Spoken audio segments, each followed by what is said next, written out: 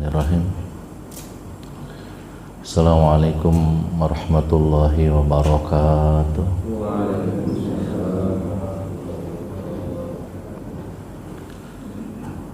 Alhamdulillah walladzi arsala rasulahu bil huda wa dinil haqq liyudhhirahu 'alad dini kullihi wa kafa billahi shahida. Asyhadu an la ilaha illallah wa asyhadu anna Muhammadan abduhu wa rasuluh. Allahumma salli wa sallim wa barik ala sayyidina Muhammadin wa ala alihi wa sahbihi ajma'in. Amma ba'du. Subhanaka la ilma lana illa ma 'allamtana innaka antal alimul hakim. Rabbi a'udzu bika min hamazati syayatin wa a'udzu bika rabbi ay yahdurun. Raditu billahi rabba wa bil islami dina wa bi Muhammadin sallallahu alaihi wasallam nabiyya wa rasula. Allahumma aftah li abwabal ilmi wa nurul qalbi bi rahmatika ya arhamar rahimin. Allahumma anfa'ni ma 'allamtani wa 'allimni ma yanfa'uni wa zidni ilma. Allahumma rabbi israh li sadri wa yassir li amri wahlul 'uqdatam min lisani yafqahu qawli. Amin ya Allah ya rabbal alamin ya mujibas sa'ilin. Alhamdulillah, bersyukur kepada Allah Subhanahu wa taala, subuh ini kita masih kembali dapat menunaikan sholat subuh berjamaah. Ini karunia besar yang Allah berikan. Ini nikmat besar yang Allah berikan. Ini rahmat Allah buat kita semua. Mudah-mudahan ibadah kita diterima oleh Allah Subhanahu wa ta'ala. Selawat dan salam senantiasa dilimpahkan kepada Nabi Muhammad Rasulullah sallallahu alaihi wasallam, kepada keluarganya dan juga kepada para sahabatnya, sebagai uswah dan qudwah buat kita, sebagai teladan yang paling sempurna, sebagai panutan yang paling sempurna, yang di akhirat nanti mendapatkan kewenangan dari Allah menyampaikan syafaat kepada kita umatnya. Mudah-mudahan kita menjadi umat pilihan yang akan mendapatkan syafaat kelak nanti di yaumil qiyamah. Amin ya Allah ya rabbal alamin ya mujibas sa'ilin. Pagi ini saya tidak membawa materi sebagai bahan kajian. Pagi ini saya ingin menyampaikan tentang wasiat yang disampaikan Rasulullah sallallahu alaihi wasallam.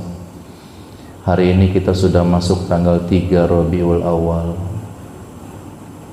Ketika ada di bulan Rabiul Awal, maka amalan kita adalah meningkatkan kualitas cinta kita kepada Rasulullah sallallahu alaihi wasallam. Ini bulannya Rasul.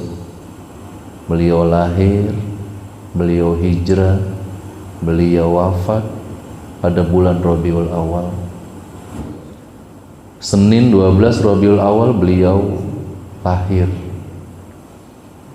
Kemudian pada tanggal 1 Rabiul Awal beliau berangkat hijrah ke Madinah pada hari Senin.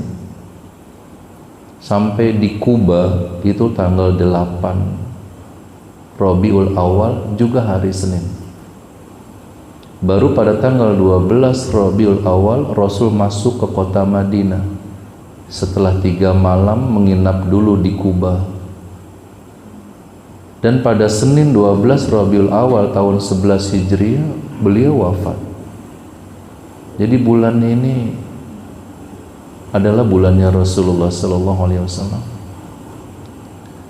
Usia 40 dilantik menjadi Rasul di atas puncak gunung, di dalam gua namanya Gua Hiro yang kita kenal. Yang melantiknya malaikat Jibril. Butir pelantikannya surah Al-Alaq ayat 1 sampai 5. Itu butir-butir pelantikan Rasul. Iqra bismi rabbikal ladzi khalaq, khalaqal insana min 'alaq. Iqra wa rabbukal akram alladzi 'allama bil qalam 'allamal insana ma lam ya'lam. Resmi Muhammad dilantik menjadi Rasul. Kita mendapatkan berarti kalau 40 dilantik jadi Rasul, 63 beliau wafat. Rasul wafat usia 63 tahun lebih 4 hari. Maka kurun waktu kenabian itu adalah 23 tahun. Ternyata waktu 23 tahun ini itu waktu turunnya Al-Quran. Jadi kemuliaan besar Nabi Muhammad dan kita umatnya itu adalah Al-Quran. Sehingga nanti yang membuat hati Rasul tentram terhadap umatnya itu adalah karena Al-Quran itu. Ini menjadi mulia. Saya ingin menyampaikan di ujung kisah, kita mengambil beberapa poin pesan ibrah yang diisyaratkan oleh baginda Rasulullah sallallahu alaihi wasallam. Setelah dakwah selama lebih kurang 23 tahun itu yang ada kan duka derita Bapak Ibu. Sampai Allah menggambarkan dalam Al-Qur'an itu, am hasibtum man tadkhulul jannah walamma yatikum mathalul ladzina khalau min qablikum masathumul ba'sa'u wad-dharra'u wa zulzilu hatta yaqula ar-rasul walladzina amanu ma'ahu mata nasrullah ala inna nasrallahi qarib. Begitu. Apakah kalian fikir kalian akan masuk surga? Allah mengawali kalimatnya begitu, am hasibtum an tadkhulul jannah. Apa kalian kira kalian akan masuk surga sebelum datang kepada kalian duka derita, kesusahan, kepayahan, wazulzilu, bahkan kegoncangan gitu. Zilzal itu kegoncangan yang amat sangat. Allah membahasakan kalimat zilzal itu pada surah yang lain untuk menggambarkan betapa dahsyatnya goncangan hari kiamat itu. Kalimatnya zilzal. Kalimat idza zulzilatil ardu zilzalaha itu menggambarkan tentang dahsyatnya goncangan hari kiamat. Keadaan Nabi, keadaan Rasul ketika itu dan sahabatnya, Allah menggunakan kalimat yang sama. Wazulzilu, sampai goncang jiwanya Nabi karena ujian yang begitu berat, karena cobaan yang begitu berat, permusuhan dari orang-orang kafir ketika itu. Hatta yaqula rasul walladzina amanu ma'ahu mata nasrullah, sampai-sampai Rasul dan sahabatnya berkata, mata nasrullah, kapan datangnya pertolonganmu ya Allah. Kalau Rasul sampai ngomong begitu, kayak apa itu berat ujian dan cobaan yang dihadapinya. Jadi penuh dengan penderitaan. 23 tahun dalam dakwah hanya untuk satu, agar Islam dan kitab suci sampai kepada generasi setelahnya. Itu kemudian yang menjadi indah dalam perjuangan para sahabat, agar Islam dan kitab suci Al-Quran ini sampai kepada kita generasi setelahnya. Kemudian di penghujung perjalanan Bapak Ibu, sampailah ketika Rasul melaksanakan ibadah haji yang nanti kemudian dikenal dengan haji wada. Ini haji pamitan, haji perpisahannya Rasul dengan para sahabat. 9 Zulhijjah. Pada saat itu Rasul sedang wukuf di Arafah, pakai ihram. Di sore hari bersama para sahabatnya Rasul sedang wukuf melaksanakan ibadah haji. malaikat Jibril datang menyampaikan wahyu terakhirnya. Al-yawma akmaltu lakum dinakum wa atmamtu alaikum nikmati wa raditu lakumul Islam madina. Pada hari ini kata Allah, aku sempurnakan untukmu agamamu dan aku cukupkan untukmu nikmatku, wa raditu lakumul Islam madina, dan aku ridho Islam jadi agama bagimu. Masya Allah. Ketika bicara agama, Allah menggunakan kalimat akmaltu, aku sempurnakan agamamu. Tapi ketika bicara nikmat, atmamtu, aku cukupkan nikmatku kepadamu. Kalau agama aku sempurnakan, kalau nikmat aku cukupkan. Maka tidak ada manusia yang merasa sempurna dengan nikmat itu, kecuali satu, nikmat Allah dibawa ke ranah agama, maka akan sempurna nikmat itu. Kita akan pandai menjadi orang yang bersyukur.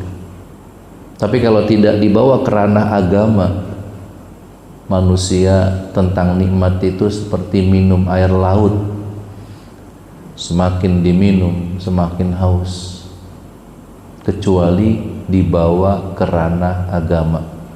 Wa raditu lakumul Islam madina, aku ridho Islam jadi agama untukmu.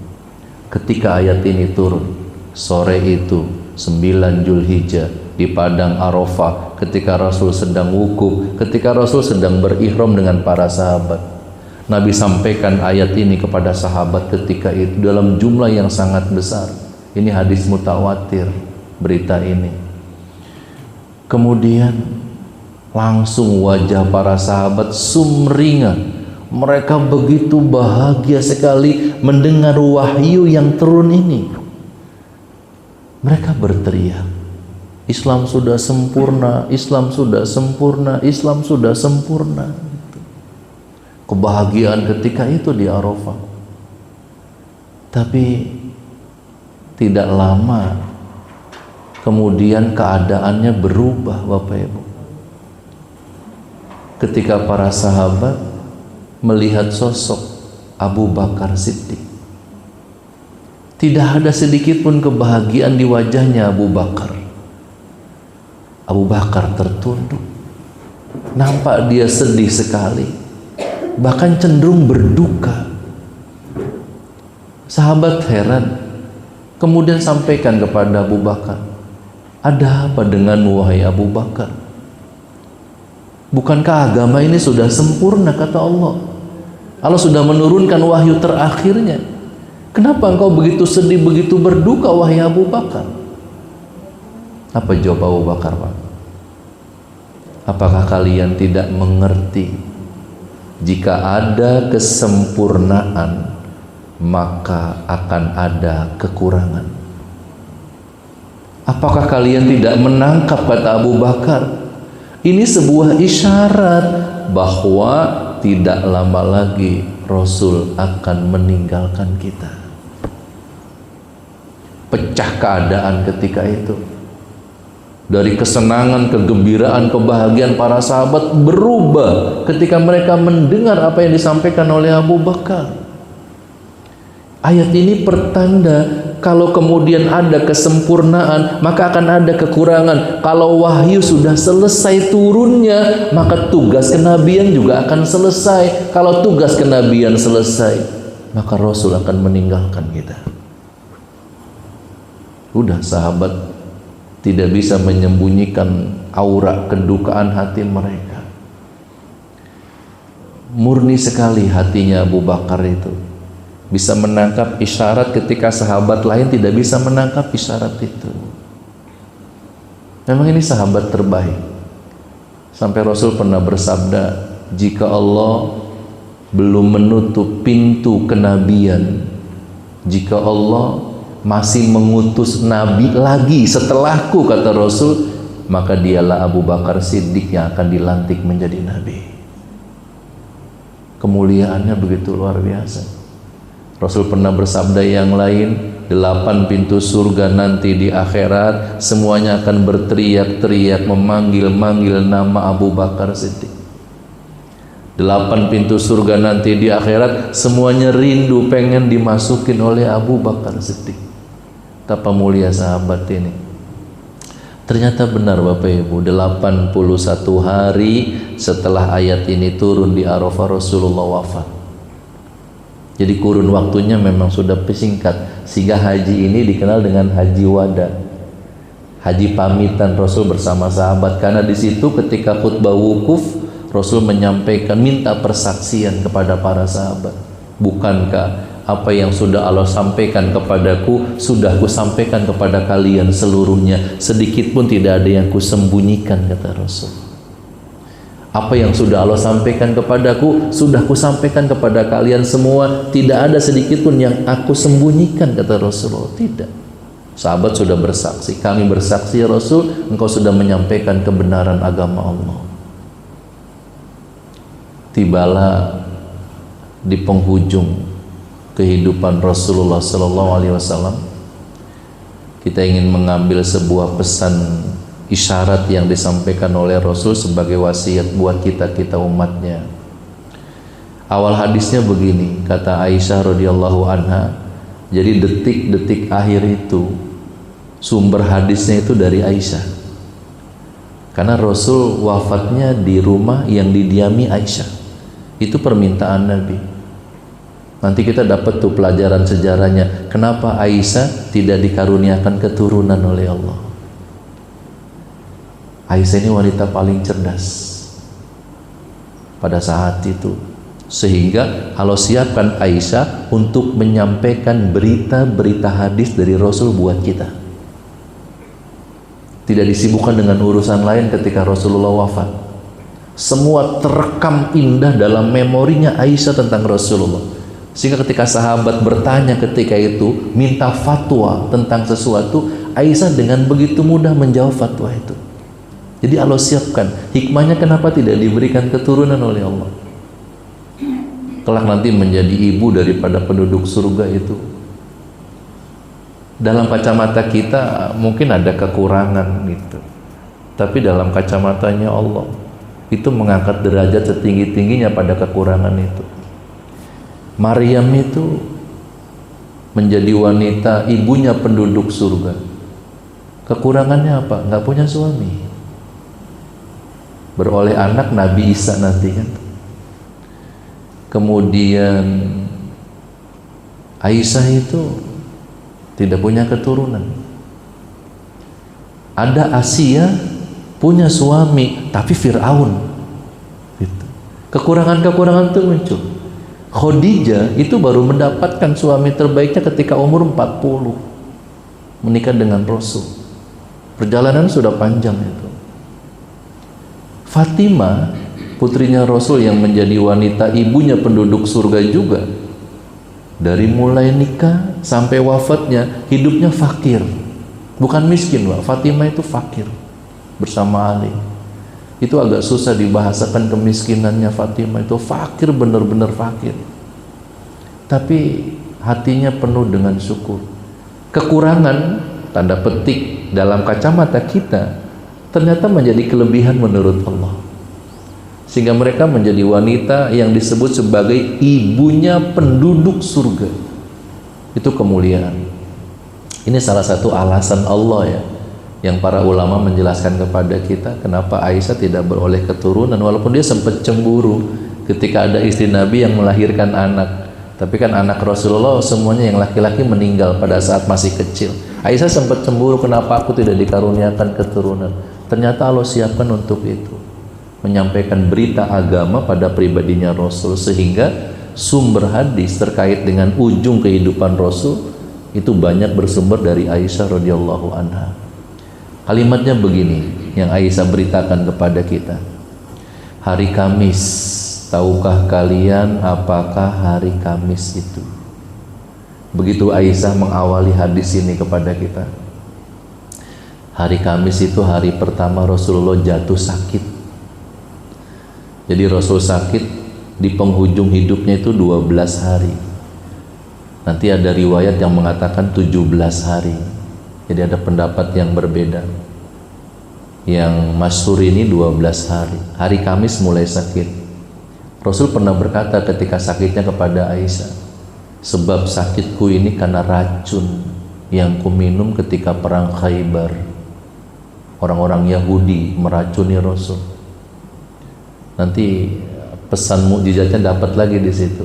Kenapa ketika minum racun pada saat perang Khaybar itu Rasulnya nggak mati? Allah ingin berkata begini, oh dia kan kekasihku, aku jaga dong, kata Allah itu. Walaupun minum racun nggak mati. Kenapa di ujung usianya sakitnya Nabi bilang sebab karena racun itu. Kok Nabi sakit gitu? Kalau bilang begini, oh dia kan manusia biasa seperti kalian, maka dia juga bisa sakit. Jadi indah sekali gitu pesan-pesan yang Allah sampaikan. Sakitnya demam tinggi, sampai Rasul tidak mampu bangkit dari pembaringannya, kepalanya berat sekali untuk diangkat. Sehingga dalam kondisi yang berat seperti itu, beberapa kali Rasul mengintip dari balik bilik jendelanya Abu Bakar yang menjadi imam sholatnya para sahabat. Itu hatinya Rasul sudah berkecamuk rindu, pengen sekali, karena nggak pernah Rasul kemudian tidak mengimami sholatnya para sahabat. Abu Bakar sudah mewakili. Bahkan beberapa kesempatan setelahnya sempat Rasul bisa bangkit kemudian keluar sholat di sampingnya Abu Bakar. Jadi Abu Bakar menjadi imam bagi para sahabat, Abu Bakar berimam kepada Rasul gitu. Itu pernah terjadi di kehidupannya. Sempat dalam satu hari itu Rasul sampai 2 dan 3 kali pingsan, tidak sadarkan diri. Kemudian 4 hari jelang wafatnya itu badannya agak seger, demamnya turun, kepalanya agak ringan. Rasul bisa bangkit itu dari pembaringannya. Dibilang kepada Ali, tolong panggilkan Bilal. Datang Bilal. Rasul sampaikan kepada Bilal, kumpulkan para sahabat, aku ingin bertemu mereka. Sudah seminggu kan Rasul gak keluar, gak ketemu mereka, rindu sekali gitu. Dan ketika dengar kabar Rasul sakit, sahabat di Madinah ketika itu mereka membantalkan safar-safar mereka. Mereka nggak pergi kemana-mana, mau safar kemanapun itu ditunda oleh mereka. Ada kegoncangan jiwa, hanya duduk di bawah batang-batang pelepah kurma gitu kan, mengupdate berita dari kamarnya Aisyah. Gimana kabar Rasul, gimana berita, terus saja mereka nggak kemana-mana. Ketika dapat kabar dari Bilal, Rasul ingin bertemu, karena mereka sudah kumpul di situ. Tempat itu ya sekarang Raudhah itu, Raudhah. Kenapa Raudhah itu menjadi tempat paling mulia gitu kan? Itu kan majelisnya Rasul, itu majelisnya sahabat. Sehingga menjadi taman surga, nazalat alaihimus sakinah gitu. Majelis zikir, majelis ilmu, majelis ibadah itu akan menjadi Raudhatul Jannah dimanapun itu. Apalagi ini majelisnya Rasul dan sahabat. Tidak ada tempat di bumi yang kalau kita ada di situ hati paling tentram tuh kecuali Raudhah. Nggak ada lagi tempat itu yang bikin hati itu menjadi gimana gitu. Suasananya ya Raudhah itu, auranya karena majelisnya Rasulullah SAW. Keluarlah Rasul, itu pun di sebelahnya masih dipegang oleh Ali bin Abi Thalib, di sebelahnya ada Fadl bin Abbas sebagai maula yang memegang tangannya Rasul. Sudah lemah sekali, duduk di hadapan para sahabat di Raudhah itu. Masjid Nabawi yang pertama itu Raudhah itu Masjid Nabawi yang pertama pada masa Rasul. Ada beberapa poin yang Nabi sampaikan. Di antaranya Nabi bilang begini, wahai sahabatku, tahukah kalian siapa yang dimuliakan Allah itu? Sahabatnya jawab, tentu para malaikatnya ya Allah, ya Rasul. Malaikat itu la ya'sunallaha ma amarahum wa yaf'aluna ma yu'marun. Malaikat nggak punya dosa. Tapi Rasul geleng, bukan. Tahukah kalian siapa yang dimuliakan Allah? Siapa mereka yang dimuliakan Allah? Sahabatnya jawab, tentu para nabi dan rasulnya. Bukan. Apakah kami para sahabatmu ya Rasul? Kami yang selalu setia kepadamu, Jangankan harta, tenaga, pikiran, nyawa kami siapkan untuk keselamatan dirimu ya Rasul. Aku bersaksi, engkau sudah membuktikan itu ketika perang Uhud. Jadi ketika perang Uhud itu sahabat itu menjadikan badan mereka sebagai tameng keselamatan Rasul. Ketika ada anak panah yang mengarah kepada Rasul, sahabat bikin badan sebagai tameng gitu. Ketika ada tombak, sahabat bikin badan sebagai tameng. Jadi aku bersaksi, kata Rasul, engkau sudah membuktikan kesetiaan kepadaku. Tapi bukan itu. Akhirnya Rasul bilang begini, sahabatku, aku rindu sekali ingin bertemu dengan mereka yang dimuliakan Allah itu. Ya Rasul, kalau engkau rindu, kami juga rindu, kata sahabat. Tapi siapa yang kau maksud mereka yang dimuliakan itu? Ketika hening sahabat tuh pengen dengar jawaban Nabi, Rasul kemudian sampaikan kalamnya. Mereka adalah orang-orang yang tidak pernah bertemu denganku, tapi mereka sangat cinta kepadaku. Mereka adalah orang-orang yang tidak pernah berjumpa denganku, tapi mereka menghidupkan ajaranku. Mereka menghidupkan sunnah-sunnahku. Aku rindu sekali sahabatku, pengen ketemu mereka. Beruntunglah kalian, kata Rasul, kalian bertemu denganku dan kalian beriman kepadaku. Tapi jauh lebih beruntung mereka yang tidak bertemu denganku, tapi dia beriman kepadaku. Siapa yang dimaksud Rasul di sini? Orang-orang yang tidak pernah bertemu denganku, tapi mereka sangat cinta kepadaku. Bukti cintanya adalah dengan mengamalkan ajaran dan sunnah-sunnahku. Aku rindu sekali sahabatku, pengen ketemu mereka. Masya Allah. Kita berdoa dan berikhtiar, mudah-mudahan termasuk umat yang dirindukan oleh Rasulullah Sallallahu Alaihi Wasallam. Kemudian yang kedua,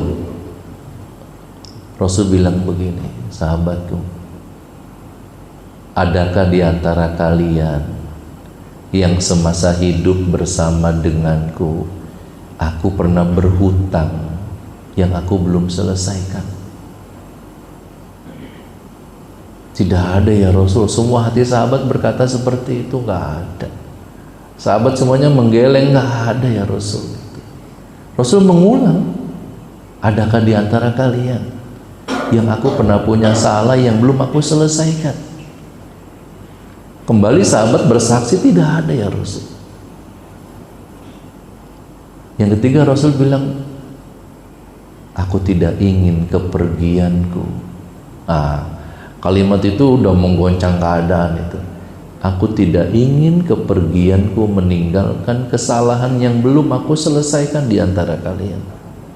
Sahabat langsung keadaannya berubah dengar kalimat itu. Tiba-tiba karena kalimat itu menggoncang semua hati sahabat, Pak. Ada seorang sahabat, dia mantan preman, namanya Ukasa. Dulunya preman itu. Kemudian Ukasa bilang, ya Rasul, ketika perang Uhud, engkau berada di atas kuda, kemudian ketika sedang berjalan, engkau mencambuk kuda itu di belakangnya agar dia berjalan. Tapi ketika itu cambukanmu tidak mengenai kuda tersebut, tapi mengenai punggungku, kata Ukasa. Jika engkau tidak sengaja melakukannya, aku ridho, kata Ukasa. Apakah itu termasuk hutangmu, kata Ukasa. Itu termasuk hutangku, Ukasa. Bilal, ambilkan cemeti di rumah Fatimah. Bilal kemudian mengambil cambuk di rumah Fatimah. Ketika datang ke Fatimah meminta cambuk, mengambil, Fatimah bilang, ayahmu, untuk ayahmu. Untuk apa cambuk ini gitu? Fatimah cemas tuh. Bilal cerita tentang Ukasa. Fatimah emosi sekali. Jangan biarkan Ukasa menyakiti ayahku yang sedang sakit. Aku saja putrinya yang disakiti. Kalau ingin menyakiti ayahku, kata Fatimah. Dibawa cambuk ini kepada Rasul. Ketika diberikan, Abu Bakar kemudian berdiri, berkata kepada Ukasa dengan nada yang Ukasa nggak beradab gitu. Nanti Allah murka kepadamu, Ukasa. Rasul sedang sakit. Kata Rasul, Abu Bakar, duduklah. Duduk Abu Bakar. Ukasa, lakukan Ukasa. Tunaikan, lunasi hutangku, cambuklah aku seperti cambukku mengenai punggungmu, kata Rasul. Ukasa siap melakukan itu, dipegang cemetinya Abu Bakar. Kemudian Umar bin Khattab berdiri menghadang Ukasa. Allah akan melaknatmu, Ukasa. Umar, duduklah Umar, kata Rasul. Kemudian Ali berdiri, yang terakhir cucunya Nabi, Hasan Husain. Paman, kami saja berdua yang dicambuk. Kami cucu kesayangan kakek kami. Kalau kami disakiti sama dengan menyakiti kakek kami, kata Hasan Husain. Cucuku, duduklah. Lakukan Ukasa, kata Rasul. Ya Rasul, kata Ukasa, ketika cambukmu mengenai punggungku, aku nggak pakai baju. Aku mohon kau buka baju, kata Ukasa. Sahabat makin geram dengan sikap Ukasa ini. Rasul buka baju atasnya. Ukasa kemudian berjalan menghampiri Rasul, dilemparkan pecut ini sejauh-jauhnya oleh Ukasa. Kemudian dipeluknya punggung Rasul, kemudian diciumnya oleh Ukasa. Dia berkata, Rasul, maafkan aku. Kejadian itu nggak ada, kata Ukasa. Aku bohong. Aku nggak siap kau tinggalkan. Aku nggak siap berpisah denganmu ya Rasul. Aku cuma pengen memelukmu yang nggak pernah aku bisa lakukan sepanjang tahun ini. Aku pengen mencium punggungmu. Aku bohong ya Rasul, kata Ukasa. Pesan yang kita dapat satu. Rasul itu kan maksum, terjaga dari salah dan dosa. Tetapi di ujung hidupnya dikumpulkan sahabat cuma menanyakan satu, ada nggak aku pernah punya salah kepada kalian yang aku belum minta maaf? Padahal ini kan maksum. Ada nggak aku punya hutang yang belum aku selesaikan? Ini maksum. Tapi sempat menanyakan itu. Ini kan pesan isyarat buat kita. Kita ini kan nggak ada yang maksum. Sehingga hubungan hablum minan nas itu akan menjadi sangat dahsyat pengaruhnya terhadap hablum minallah kita. Ini isyarat Nabi kepada kita, selesaikan hablum minan nas. Minta maaf kalau kita punya salah. Temui keluarga kerabat untuk kemudian membersihkan kolbu-kolbu kita, untuk menghadirkan tazkiyatun nufus dalam kehidupan kita. Masya Allah. Bapak Ibu sekalian, kita singkat lagi deh sampai di penghujung. Senin 12 Rabiul Awal tahun 11 Hijriah di waktu duha, Rasulullah di kamar Aisyah, karena ketika Nabi sakit minta izin kepada istri yang lain, Nabi minta di tempatnya Aisyah. Itu pun tentu menjadi pesan dari Allah gitu kan, lewat Jibril, agar nanti Aisyah menyampaikan banyak berita kepada kita tentang Rasulullah. Allah perintahkan malaikat Ijrail untuk menjemput kekasihnya. Kemudian Ijrail ditemani Jibril, ditemani Mikail. Sampai di langit dunia, Jibril terhenti di situ. Ijrail sendiri yang kemudian datang menghampiri baginda Rasul. Di kamar itu ada Aisyah, ada Fatimah, ada Ali, ada Fadl. Posisi Rasul di pangkuan Aisyah. Rasul wafat di pangkuan Aisyah. Rumah yang 5 kali 5 meter itu yang sekarang menjadi makamnya Rasul. Itu syariatnya para nabi itu. Jadi para rasul itu di mana seorang rasul meninggal dunia, maka di situ digalikan kuburnya. Itu syariatnya Nabi itu. Di mana aja tuh? Kecuali Nabi Yusuf. Dia meninggal di Mesir, dikuburkan di Mesir, tapi berwasiat sebelumnya. Berwasiat kalau meninggal jasadnya minta dibawa ke Palestina. Itu Nabi Yusuf. Sehingga Nabi Musa nanti yang membawa jasadnya Nabi Yusuf itu ke Palestina. Itu wasiat beliau. Datang Jibril ke kamar itu, dia mengucap salam penuh hormat kepada baginda Rasul. Assalamualaikum ya Nabi Allah, Assalamualaikum ya Rasulullah, Assalamualaikum ya Habiballah. Itu Jibril mengucap salam penuh hormat kepada baginda Rasul. Dan ternyata Bapak Ibu, ini berlaku buat umatnya. Jadi malaikat Jibril akan datang kepada kita umatnya Nabi Muhammad ketika akan mencabut nyawa kita, seraya mengucap salam dulu kepada kita. Syaratnya 3. Istiqomah. 1, kita menjaga akidah. Yang kedua, kita istiqomah menjaga ibadah. Yang ketiga, istiqomah menjaga akhlakul karimah.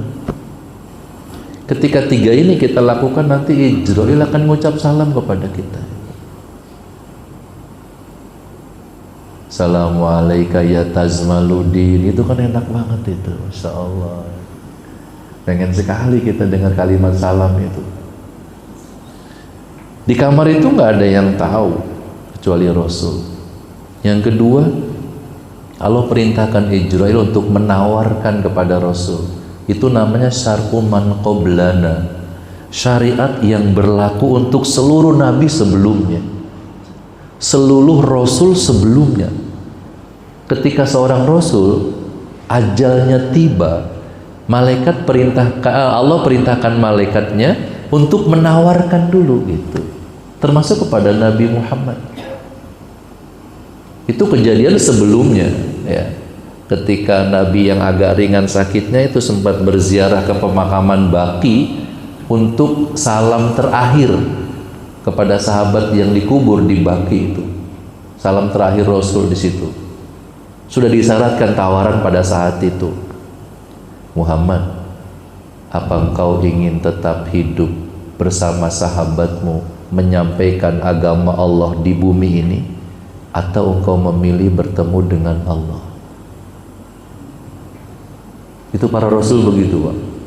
Kalau ajal tiba ditawarkan dulu. Kan kepalanya di pangkuan Aisyah. Aisyah perhatikan betul suaminya.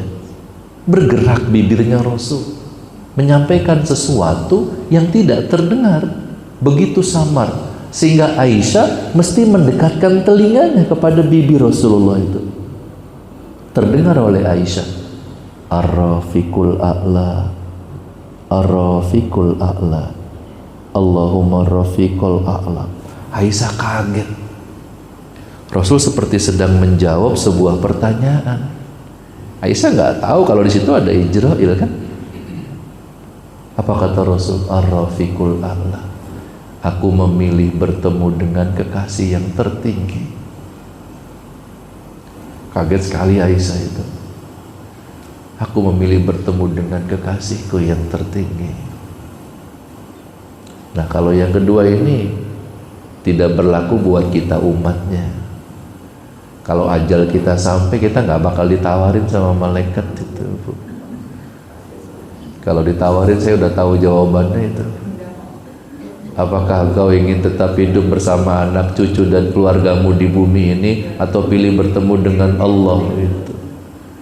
Kayaknya kita pilih pengen tetap kumpul sama anak cucu itu, sehingga kita nggak ditawarin. Yang ketiga, malaikat minta izin kepada Rasul untuk mencabut nyawanya. Masya Allah, mulia sekali Rasul. Yang ketiga ini juga tidak berlaku juga buat kita umatnya. Apakah diizinkan oleh Rasul? Tidak, Bapak Ibu. Rasul tidak mengizinkan. Dia malah bertanya kepada Jibril, Aina Jibril? Di mana Jibril? Kenapa dia nggak nemeninku gitu? Dia biasa bersama aku setiap hari. Di langit dunia tadi kan Jibril. Disampaikan oleh Jibril, ada yang mau Rasul sampaikan kepada Allah, dan cuma Jibril yang bisa membawa itu, karena tugasnya Jibril. Datang Jibril, Rasul sampaikan, Kenapa kau tidak menemaniku? Ada apa Jibril? Muhammad, aku tidak sanggup, kata Jibril, menyaksikan kekasihnya Allah akan dicabut nyawanya. Bukan, tidak Jibril, kata Rasul, aku belum izinkan Israil. Apa kalimat Nabi kepada Jibril? Jibril, kaifa ummati, kaifa ummati wahai Jibril. Jibril, kalau aku enggak ada, nasib umatku gimana? Nasib mereka gimana nanti kalau aku udah nggak ada? Ini udah detik-detik injury time, masih umatnya yang ada di benaknya itu. Muhammad, Allah kan sudah sampaikan kepadamu, surga nanti di akhirat itu diharamkan dimasuki oleh umat para nabi sebelum umatmu masuk dulu ke dalamnya, Muhammad. Yang kedua, lan tadilu abada ma intamassatum bihima kitaballah wa sunnatan nabi Muhammad. Allah sudah jamin umatmu tidak akan tersesat untuk selama-lamanya sepanjang umatmu berpegang kepada Al-Quran dan Sunnah. Itu yang bikin hati Rasulullah lega, lapang. Kalaupun aku sudah nggak ada di dunia, umatku punya kendaraan keselamatan, yaitu Al-Quran. Tenang sekali hatinya Rasulullah. Ini kemudian yang menjadi pesan penting buat kita, karena waktu 23 tahun kenabian itu adalah waktu turunnya Al-Quran. Itu kendaraan keselamatan buat kita umatnya. Itu jalan yang lurus, itu rambu-rambu kehidupan biar kita selamat. Di situ cahaya, di situ ada Al-Furqan, di situ ada Asy-Syifa, itulah Al-Quran. Tenang hatinya Rasul. Ditanya Israil, apakah sakratul maut itu sakit? Sakit Muhammad. Apakah umatku juga merasakan sakitnya? Semua merasakan umatku. Aku berdoa dulu Israil kepada Allah. Ya Rabb, ya Allah, aku mohon timpahkan sakitnya sakratul maut hanya kepadaku, jangan kepada umatku. Ya Allah, biarkan aku yang mewakili sakitnya sakratul maut, tapi jangan timpahkan kepada umatku. Ini salah satu doa Nabi Muhammad yang tidak dikabulkan Allah. Ada beberapa doa Rasul yang tidak dikabulkan, salah satunya ini. Semuanya merasakan Muhammad sakratul maut itu. Baru Israil melaksanakan tugasnya, ada 3 tahapan, dari ujung jari kaki sampai lutut, dari lutut sampai pusat, dari pusat sampai ujung kepala. Di tahap pertama, Aisyah lagi yang beritakan kepada kita. Kalimat yang keluar dari bibirnya Rasul, ummati, ummati, gitu. Umatku, umatku. Tafsir yang pertama mengatakan karena cinta dan sayangnya Rasul kepada umatnya. Tafsir yang kedua mengatakan karena kekhawatiran Rasul akan nasib umatnya di penghujung zaman, sehingga disebut umatnya. Dia nggak panggil yang lain, umatku, umatku. Di tahap yang kedua, ini inti wasiat, penghujung wasiat, akhir daripada wasiat. As-sholat, as-sholat wa ma malakat aimanukum. Sholat umatku, jaga sholat kalian, umatku jaga sholat kalian. Ini wasiat terakhir. Kemudian yang terakhir, ar-rafiqul a'la, ata Aisyah nih.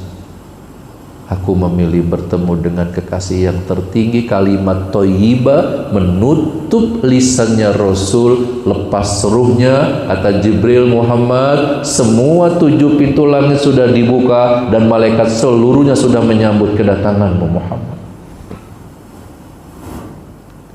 Sahabat seantero Madinah berduka yang sangat dalam ketika itu. Sampai Umar yang belakangan dapat kabar wafatnya Rasul mencabut pedangnya, Jika ada di antara kalian yang berani mengatakan Muhammad meninggal, Rasul wafat, akan kutebas leher kalian, kata Umar. Nggak berani. Kemudian Bilal masuk ke dalam kamar Aisyah, bilang kepada Abu Bakar tentang keadaan Umar di luar. Keluarlah Abu Bakar. Dia dijumpainya Umar, tidak berkata Abu Bakar, hanya membacakan sebuah ayat Al-Quran. Wa ma Muhammadun illa rasul qad khalat min qablihi rusul afa immata au qutila qalabtum ala aqabikum. Muhammad itu hanya seorang rasul. Apakah jika dia wafat kalian kembali kemudian menjadi kafir? Umar tulangnya langsung rapuh, tersungkur dia ke bumi. Sahabat lain yang mendengar Abu Bakar baca ayat itu langsung lunglai. Kami seperti dilupakan oleh ayat itu. Aku dilupakan oleh ayat itu, kata Umar. Sampai nggak ingat kalau Muhammad itu manusia biasa yang akan meninggal dunia. Sahabat lain nggak siap, Umar nggak siap, Ukasha nggak siap, apalagi Bilal nggak siap ditinggalkan oleh baginda Rasulullah. Jadi wasiat terakhirnya Rasul adalah sholat. 23 tahun Al-Quran turun, 6.236 ayat, ada ratusan ribu hadis. Begini luas syariat Islam. Kesimpulannya as-sholah, as-sholah, sholat. Itu kesimpulannya. Dan Al-Quran inilah kendaraan keselamatan buat kita, yang Rasul kemudian menjadi tentram hatinya ketika Al-Quran sudah menjadi garansi untuk keselamatan kita umatnya. 2 poin ini Bapak Ibu, Al-Quran dan jaga sholat kita. Ini yang kemudian menjadi penutup dari pesan-pesan Rasulullah kepada kita, yang sudah terbukti akan cintanya Rasul kepada umatnya. Tinggal sekarang kita balikan keadaan, bagaimana cinta kita kepada Rasulullah. Sholawat wajib karena perintah dari Allah. Sholawat hati, sholawat lisan, dan sholawat perbuatan. Sholawat perbuatan adalah kita melaksanakan apa yang telah diajarkan oleh Rasulullah Sallallahu Alaihi Wasallam. Mudah-mudahan Rabiul Awal ini tambah cinta kita kepada Rasulullah, tambah rindu kita kepada Rasul, tambah istiqomah kita dalam meneladani Rasul. Doa kita, Allah berikan kesempatan kepada kita kelak di akhirat nanti akan bersama dengan Rasulullah Sallallahu Alaihi Wasallam. Sallallahu ala Muhammad, Sallallahu alaihi wasallam, Sallallahu ala Muhammad,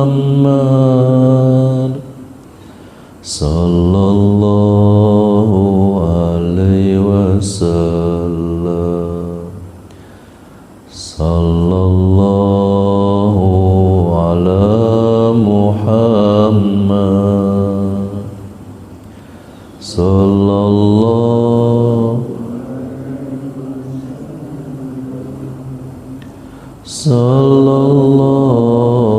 Muhammad, Sallallahu.